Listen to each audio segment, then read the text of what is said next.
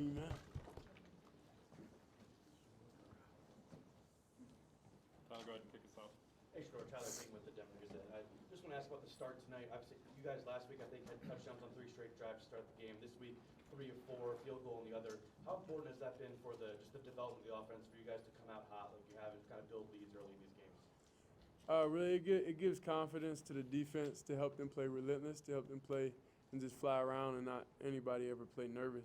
So the mindset and the message was before we got out here, it was like let's get it done early. Let's do it. Let's not wait till halftime. Let's not have a drop off at any time. Let's stay focused. Let's do it and carry on the whole entire game. Taylor, go ahead. Hey, Shedeur. Taylor Cincinnati, Sports Illustrated. When you go into a bye week, what is your game plan as a quarterback? Just trying to reach. Get healthy. Yeah. Yeah, that's the biggest game plan right now. The bye week couldn't have came in a better week for me, honestly. A little banged up right now. And then I'm just real happy overall with the team and how I would say in the receivers and how they all assisted me and the O-line assisted me and coach this week. I recently had the flu. I was only able to practice, like one day, So it was tough out there getting the chemistry back with everybody because you lose weight, you lose strength, you lose a lot of things dealing with that. So I'm just thankful that, that the team we all was one and we all leaned on each other for help. Lincoln, go ahead. Lincoln Roach, CU Independent. You rushed the ball 40 times tonight, right? More than you threw. How do you think your teammate Isaiah Augusta did tonight with how much he was able to push the ball forward? We got to win. Yeah, so that's the main thing. It's really when you play an odd team, odd as in like the front and stuff. You have to run the ball. It's one of those things. I read they're the third most drop 8 team in the country, so it's like, what do you expect? You have no choice but to run the ball because throwing situations is too iffy. They do a great job of disguising their coverages, whether in cover 3 cloud or they're in cover 3 or they're in man, so cover 4 hole. So it's a lot of things that they did pretty good. So we had to kind of like force their hand by pounding the rock, and that's what worked. Going in each game, we just go with what works. If running the ball a lot of times works, then we're just going to do that. Troy, go ahead. Shedeur, it felt like everything was really crisp for you guys on offense. You, the running game, the offensive line, the receivers. Did you feel like everything kind of came together for you guys as a unit tonight? Well, no, it's definitely some throws we missed. There's some throws overall, some reads, it's some things I could have done better personally. So we never feel great coming out of a win. Knowing that we did everything we can, but we still missed out on some opportunities. So it's just watch the film during this bye week, watch the next opponent that we're going to play, and just get healthy. Trent, go ahead. Shedeur, Trent Finnegan, Scobo Sports. Last week, you and Hank were totally on the same page. What were your thoughts on how Hank played tonight and how he rebounded from that performance last week?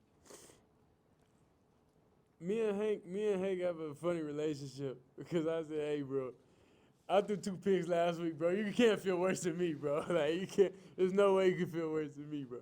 So it was funny that we was able to share that moment. And then Hank's a great guy. He's a great player. And in some situations, I say personally, I put him in by leaving him down there so long to where he anticipates getting off the ball. He anticipates a lot of things. So I blame that on myself, and that's why I communicate with him like, that's on me. I gotta make you more comfortable in those situations, and pretty much we did it. So at the time, we get into it for a quick little 3-4 seconds. Then when we get to the sideline and we talk about it, and we go back to normal. We go back to plan. Go ahead, Brian. Hey, Shedeur, I have 2 for you real quick. Sticking with the offensive line, this is the second straight game that they played well. They kept you pretty clean. You had 1 sack each game. Do you feel like that group is Yeah, that sack, that 1 sack is on me, but it's really on Trav though. It's on Trav. It's on Trav. Yeah. So after that, then Trav, I had to talk to Trav a little bit, like, come on, bro, don't jog right here. right? But yeah, that's on me. So they had a flawless game, I'll say, in pass pro, and they definitely, we'll see what happens this week for them. Do you see them coming together like that group? That's 2 games in a row they've done that. Yeah. Yeah. So what you saying? This was supposed to be the bad week? No, I'm saying, well, the pattern has Yeah, been the that. pattern has been that. We noticed that too. We definitely talked about that in the team meeting. Dad always says something and like, look, this can't be the week where the pattern got to change this week. So then everybody took that. It's real competitive in there. It's real fun. That everybody's rotating, everybody's playing, and it keeps everybody on edge and keeping that dog in them. So it's real funny though. But nah, we had to make sure we broke the pattern Glad this you week. said it, not me. Yeah. But one other question for you is, I know you guys have bigger goals, but bowl eligibility, this program and these fans have not seen that a whole lot in the last 17 years. This is only the third time. How big of a deal is it for you and this team to get to 6 wins and do this for yourselves, but also for the fans?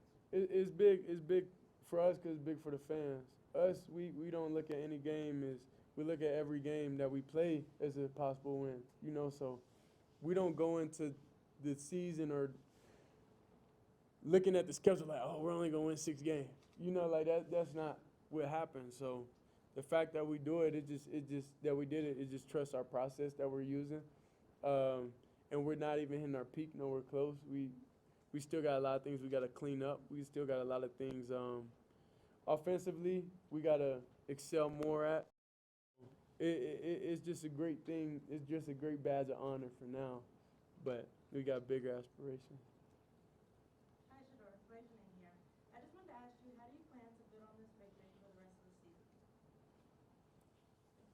season? Each win definitely gives us a confidence boost going into the bye week. We got to practice a lot, and I talked to Dad about that. We had to practice a lot over the bye week, but it's really it really helps everybody mentally.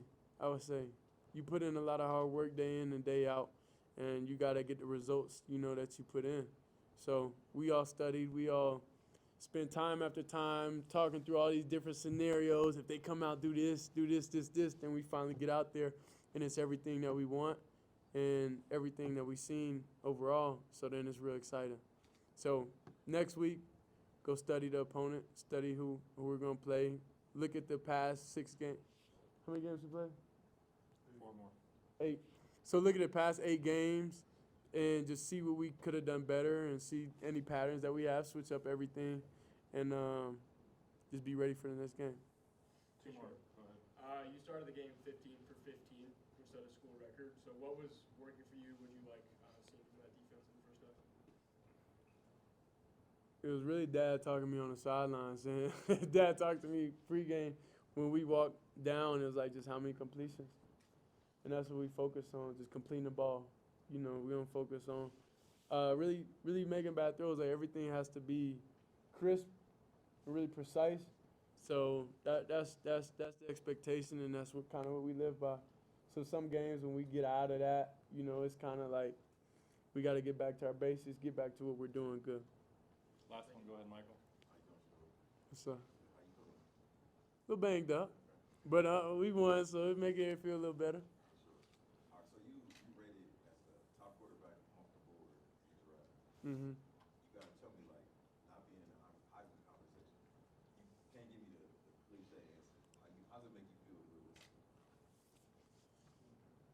It's a lot. It's a lot of feelings that go into that, but I feel like if it's out of us, you gotta think they're not gonna give 2 players on the same team. You get what I'm saying? Me and Trav.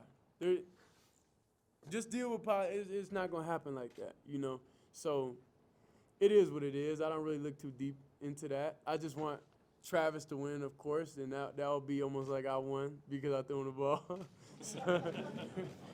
so yeah. So when Travis.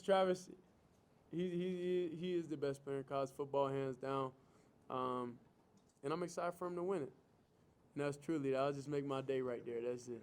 Like whenever he was for the NCAA game, like just seeing him on there, knowing the sacrifice that he took, to make all this happen, come to HBCU, come here, and no matter how much money he was offered and all the crazy type of stuff I heard that he told me, I'm like, yeah, bro, you're a good friend, bro, you're a good brother. Yeah, so I'm just excited for him. Everything, he could get all the accolades and everything. That's fine because he deserves it. Definitely. Thank you, sir.